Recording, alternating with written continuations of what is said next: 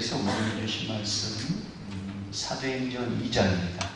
마태, 마가, 누가, 요한, 사도행전 2장 1절에서 13절까지 신약성경 185쪽 사도행전 2장 1절에서 13절까지 우리 두 절씩 교독하고 한 절, 13절은 한 목소리로 같이 읽겠습니다. 제가 먼저 1절, 2절 보겠습니다. 그들이 다 같이 한 곳에 모였더니 호련히 하늘로부터 급하고 강한 바람 같은 소리가 있어 그들이 앉은 온 집에 가득하며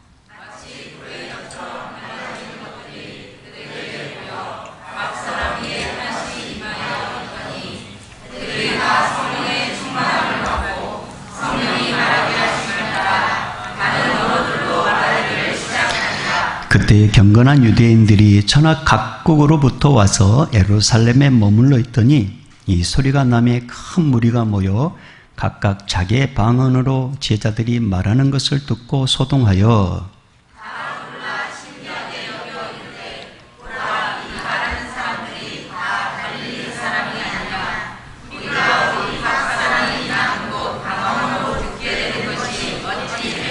우리는 바데인과 메데인과 엘람인과 또 메소포타미아, 유대와 갑바도기와 본도와 아시아, 브루기아와 밤빌리아, 애굽과 및 구레네에 가까운 리비아 여러 지방에 사는 사람들과 로마로부터 온 나그네 곧 유대인과 유대교에 들어온 사람들과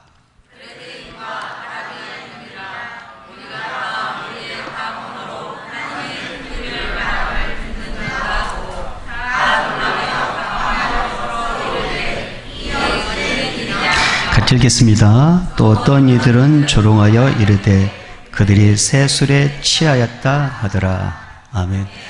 자, 우리 서로 앞뒤좌우 서로 인사하겠습니다. 엄지척 어떻게 한 주간 잘 보냈습니까? 그런 마음으로. 네, 엄지척. 네, 네. 아이고 우리 용모가 왔네요. 군인, 네, 군인이 왔습니다. 네. 자, 오늘 성령이 임하시다. 성령이 임하시다는 제목을 가지고 주염성 듣겠습니다.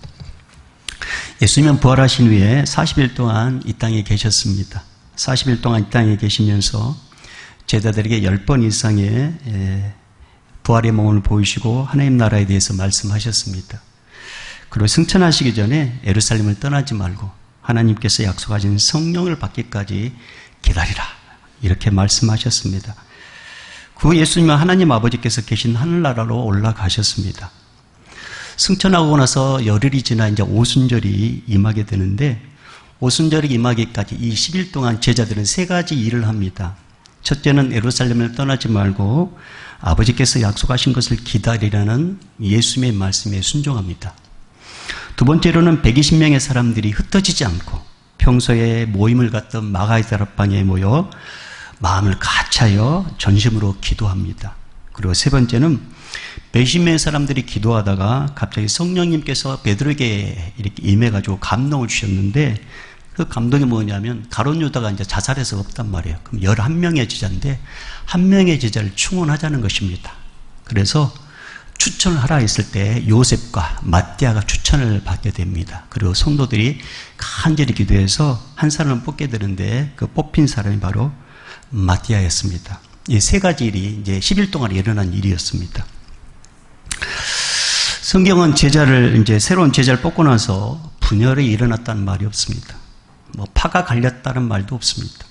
선거에서 떨어진 요셉이 막 시험에 들어가가지고 낙심해서 그 120명에서 떨어져 나갔다는 말이 없습니다. 한국교회의 큰 문제는 교회 일꾼을 뽑는 선거를 치른 후에 선거에 떨어진 사람이 시험에 든다는 거죠. 믿음에서 파산합니다.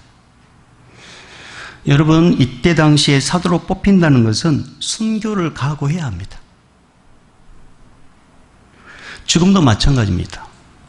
물리적인 순교의 자리는 아니라 할지라도 최소한도 목사, 장로, 안수집사, 권사 정도 된다면 그렇게 선택받은 자들이라면 교회를 위해서 하나님의 나라를 위해서 자기 목을 내놓을 정도로 그런 결단이 있어야 됩니다.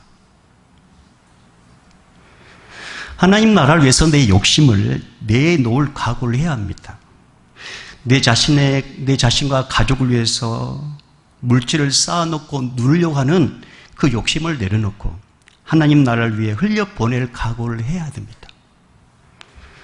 교회와 믿음의 지체들 위해서 나의 시간과 나의 물질과 내 은사를 사용할 줄 알아야 합니다. 근데 그렇게 하지 못하는 이유가 뭘까요? 왜 그렇게 못할까요? 왜 시험에 들까요? 그것은 중직자의 사명에 대해서 잘 모르는 경우도 있고, 또 한 가지는 하나님께서 공급해 주신다는 확신이 없기 때문에 그렇게 못하는 것입니다. 여러분, 성경은 이렇게 말씀하고 있어요. 마가복음 10장 29절 30절 말씀에 예수께서 이르시되 내가 진실로 너에게 이르노니 나와 복음을 위하여 집이나 형제나 자매나 어머니나 아버지나 자식이나 존토를 버린 자는 현세에 있어 집과 형제와 자매와 어머니와 자식과 존토를 100배나 받되 박해를 겸하여 받고 내세의 영생을 받지 못할 자가 없느니라.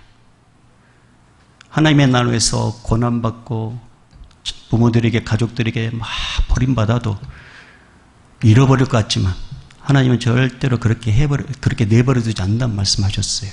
오히려 100배의 복을 주시고, 할렐루야, 우리 이름이 하나님 나라에 우리가 영생을 얻게 된다는 것입니다. 가룟 유다의 배신으로 한 사람이 빠진 자리에 맏대가 뽑힘으로 12명의 완전체가 되었습니다. 이제 120명의 사람들은 조용히 기다리며 또 기도하며 주님의 약속을 기다렸습니다. 그리고 드디어 시간이 되었습니다. 성경은 이렇게 시작합니다. 1절 말씀. 자, 우리 1절 다시 봅니다. 시작. 오순절 날이 이미 이름에 그들이 다 같이 한 곳에 모였더니, 오순절 날이 이미 이름에, 이 말씀을 메시지 성경이나 현대인의 성경이나 쉬운 성경은 똑같이 뭐라고 그랬냐면 오순절이 되어, 오순절이 되자, 오순절이 되매 이렇게 표현되어 있습니다.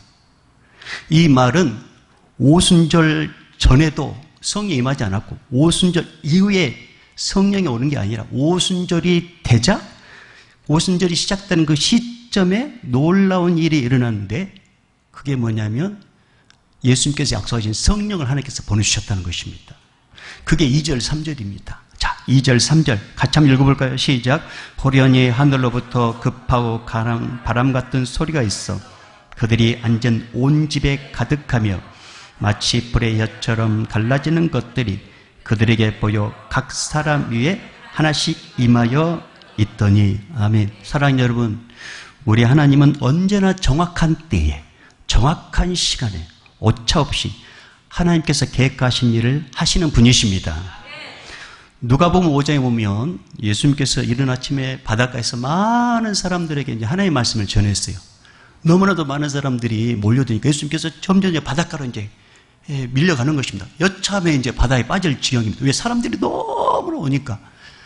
근데 그때 마침 베드로가 밤새 그 그물질하고 이제 고기를 잡으면 한 마도 고기를 못 잡았어요. 그러니까 이제 얼마나 피곤하겠어요. 이제 그물 싣고 있는데, 아니 어떤 분이 이 베드로 보고 좀 배에 오르자고, 그리고 좀 이 무태 좀 뛰게 해달라고 부탁을 합니다. 베드로는 너무나 피곤하지만 이분이 부탁하니 그냥 있겠어요. 그래서 배를 좀 잠시 띄웠습니다. 그러더니 예수님께서 막 말씀을 막 하십니다. 그러고 나서 베드로 보고 뭐라고 하냐면 깊은 데에 가서 그물을 내리라고 이야기합니다. 그러자 베드로가 예수님의 말씀을 듣고 뭐라고 이야기하는지 한번 들어보세요. 선생님, 우리들이 밤이 새도록 수고하였을 때 잡은 것이 없지만은 말씀에 의지하여 내가 그물을 내리리다 하고 성경이 이렇게 연결됩니다. 그렇게 하니 고기를 잡은 것이 심히 많아 그물이 찢겨질 정도 됐는데 나 좀 도와달라고 해가지고 2배 갔는데 2배 가득 차게 고기를 잡았다고 이렇게 기록되어 있습니다. 여러분, 베드로가 주님의 말씀을 순종하여 그물을 내리는 순간 그렇게 하니 그때 예수님께서 고기들이 명령해가지고 베드로가 내린 그물 안에 다 들어가라고 이렇게 명령했다는 것입니다. 순종 이전도 아니고 순종 이후도 아니고 순종하는 순간 역사가 일어났다는 것입니다. 그렇습니다. 우리가 하나님의 일하심을 경험하려면 매사에 말씀을 순종해야 돼. 말씀을 순종할 때 타이밍을 놓쳐서는 안 됩니다. 타이밍. 일전에 제가 한번 나눴던 말씀인데요.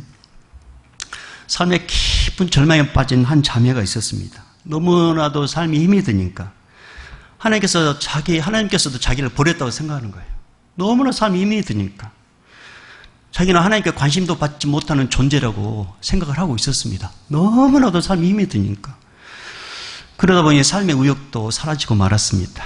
그녀는 마지막 식사를 한 후 생을 마감하려고 어느 식당에 들어갑니다.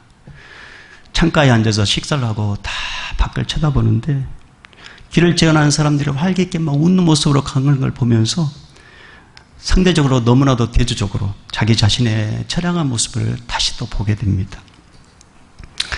그러면서 막 한편으로 이런 기도를 탁 하는 거예요. 진짜 하나님이 살아계신다면, 진짜 하나님께서 자기를 사랑하신다면 그 사랑의 징표를 보여주세요. 그래 마침 결혼기념을 맞아요. 식당에 들어온 부부가 있었습니다. 우연찮게 창가에 앉아있는 한 여인에게 눈이 딱 꽂힙니다.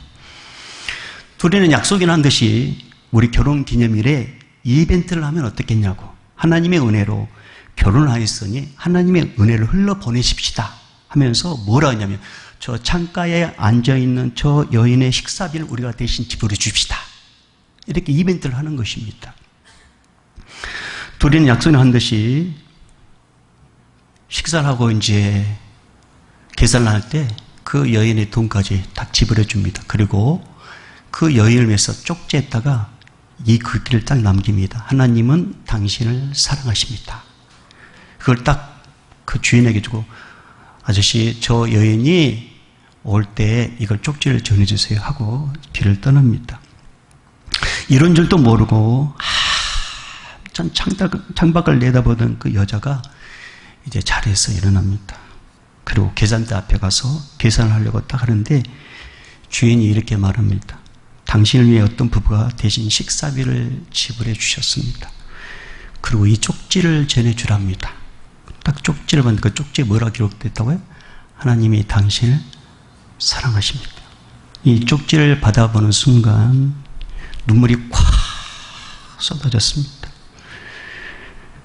하나님이 자기를 버린 줄 알았는데 하나님 자기를 버리지 않았다는 것을 또 쪽지로 확인한 거예요. 그리고 하나님께서 내 기도를 들었다는 거, 하나님 정말 살아계시다면, 진짜 나를 버리지 않았다면 징조를 보여주려고 했는데 그 징조가 바로 하나님은 당신을 사랑한다는 그 글귀였단 말입니다.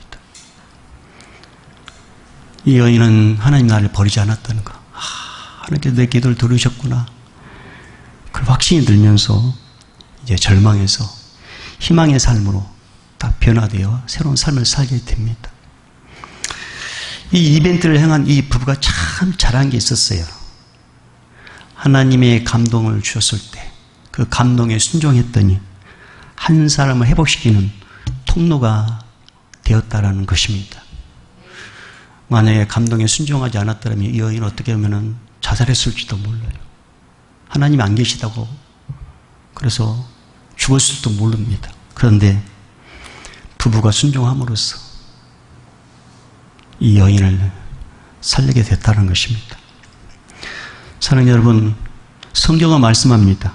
전도서 3장 1절 말씀에 범사에 기한이 있고 천하만사가 때가 있나니, 우리는 하나님께서 감동 주실 때, 말씀 주실 때, 그때가 바로 하나님께서 일하실 때라는 사실을 잊지 말고 하나님의 대리자로서 감동 주실 때 순종하시길 바랍니다. 감동 주실 때.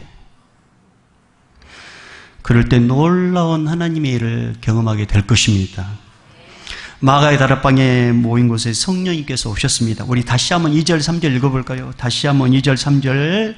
자, 이 말씀을 읽는 순간 성령님께서 여러분이 임하실 것입니다. 2절 3절 읽어봅니다. 시작. 호련히 하늘로부터 급하고 강한 바람 같은 소리가 있어 그들이 앉은 온 집에 가득하며 마치 불의 혀처럼 갈라지는 것들이 그들에게 보여 각 사람 위에 하나씩 임하여 있더니. 아멘. 여러분, 본문에서 보면 하나님 성령님께서 임하실 때 바람 같은 소리를 들을 수 있었고 불의 혀처럼 갈라지는 것을 눈으로 보았다고 이렇게 기록되어 있습니다. 여러분, 성도에게 성령님이 임하면 먼저 소리가 달라지는데 말소리가 달라집니다. 말소리. 말이 달라집니다. 성령 임하면, 성령 임하기 이전에는 말에 힘이 없었어요. 말에 힘이 없어요. 말이 죽어가는 것처럼. 근데 성령 임하면 톤은 똑같은데요. 말에 힘이 있어요. 소리가 달라집니다. 성령 임하기 전에는 매사에 부정적인 말을 했습니다. 뭘 살겠다라는 말이 입에서 떨어지지 않았습니다. 못 살겠다. 이 말이 입에 달고 살았습니다. 안 된다는 말을 습관처럼 했습니다. 원망과 짜증을 통해서 분위기를 우울하게 만든 일에 일조합니다. 근데 성령님이 임하면 말소리가 달라집니다. 감사를 많이 합니다. 주변 사람들에게 용기와 힘과 믿음의 말을 합니다. 성령님이 임하면 소리가 달라진단 말입니다. 사랑하는 여러분, 오늘 여러분에게 소리가 달라지길 주님 축복합니다. 또한 성령님이 임하면 삶의 모습도 달라집니다. 성령님이 내 인생을 주도하지 않았을 때는 예수 믿어도 세상 것 끊지 못해가지고 늘 죄책감에 시달려요. 근데 성령님이 딱 임하면 한순간, 한 잔 생각, 한 대 생각, 성령이 임하면 없어집니다. 근심으로 인해서 얼굴에 수심이 가득해가지고 얼굴색이 검게 보이는데 성령님이 임하면 얼굴색이 달라집니다. 성령 받기 전에는 억지로 마지못해 교회에 오고 예배 자리에 왔다면 성령 임하면 이제는 교회에 오는 것이 부끄럽지 않고 예배 드리는 것이 기쁨으로 변화되게 됩니다. 찬양할 때 손을 들고 찬양할 거 꿈도 꾸지 못했는데 성령 임하면 이제는 찬양하면서 손을 드는 거 너무나도 자연스럽습니다. 성령님이 임하면 이렇게 변화된단 말입니다. 이것을 다른 사람들도 봅니다. 나도 보고 다른 사람들도. 그러면서 하는 말이 뭐냐면 요즘에 좋은 일 있냐고 물어봅니다. 얼굴에 생기가 돈달고 당신 얼굴에 당신 모습에 아우라가 있다고. 아우라 뭔지 아시죠? 아우라. 빛이 난다. 빛이 난다. 여러분, 이렇게 달라지는 것은 나의 의지가 아니라 바로 성령의 능력이라고 성경은 밝히고 있습니다. 사랑하는 여러분, 저는 축복합니다. 여러분의 삶이 변화되길 저는 축복합니다. 여러분의 얼굴에 확 빛이 나길 원합니다. 수심과 근심은 떠나갈지어다. 여러분의 검은 얼굴과 환한 얼굴로 변화되길 저는 축복합니다. 성령님이 임하면 그렇단 말입니다. 성령이 임하면. 여러분, 4절을 보실까요? 자, 4절 읽어봅니다. 시작. 그들이 다 성령의 충만함을 받고 성령이 말하게 하심을 따라 다른 언어로 말하기를 시작하니라. 여러분, 이 4절 보면은 참 너무 활력이 넘치지 않습니까? 말도 달라지고 기쁨이 넘치는 걸 못 느낍니까? 여러분, 세계 역사가 기원전인 BC와 기원 후인 AD로 나누는 것은 예수님이 이 땅에 오신 기점을 중심으로 이렇게 나눠졌습니다. 근심과 걱정과 두려움에 사로잡힌 제자들이 나는 죽으면 죽으리라는 이렇게 삶으로 바뀌게 된 것은 성령님이 임했을 때 그 임하는 순간 이들의 삶은 이렇게 변화되게 되었습니다. 우리도 마찬가지입니다. 우리의 신앙생활이 억지로가 아니라 자원한 마음으로 바뀌려면, 우리의 신앙생활이 불안해서 담대함으로 바뀌려면, 우리의 신앙생활이 부족함에서 풍성함으로 바뀌려면, 우리의 신앙생활이 불평해서 감사함으로 바뀌려면, 우리의 신앙생활이 나만 천국 가면 된지라는 이기적인 생각에서 다른 사람도 천국 가야 한다는 이타적인 생활로 바뀌어지길 원한다면 반드시 만나야 될 분이 계십니다. 바로 성령 하나님이십니다. 성령님을 만나야 됩니다. 성령을 어떻게 만나느냐? 예수님을 진실되게 믿고 예수님을 내 인생의 주인으로 영접하는 순간 우리 안에 성령님이 오십니다. 성령님 이곳에 충만하게 임하여 주시옵소서. 우리 안에 믿음을 얻게 하여 주시옵소서. 제발 나의 생활이 바뀌게 도와 주시옵소서. 성령님이 임하면 세상 가치관에서 하나님 나라 가치관으로 바뀌어지게 됩니다. 성령님이 임하면 그 사람의 인격도 바뀌어지게 됩니다. 왜 안 바뀝니까, 여러분? 왜 인격이 그 모양입니까? 그것은 여러분이 성령님을 인정하지 않아서 그런 것입니다. 사랑하는 여러분, 성령님은 인격을 갖고 계신 분이세요.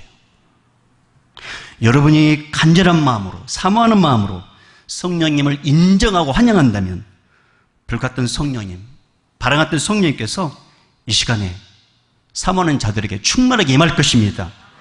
강력하게 임재하실 것입니다. 또한 성령님께서 감동 주셔서 순종하면 하나님의 일하심을 목하게 될 것입니다.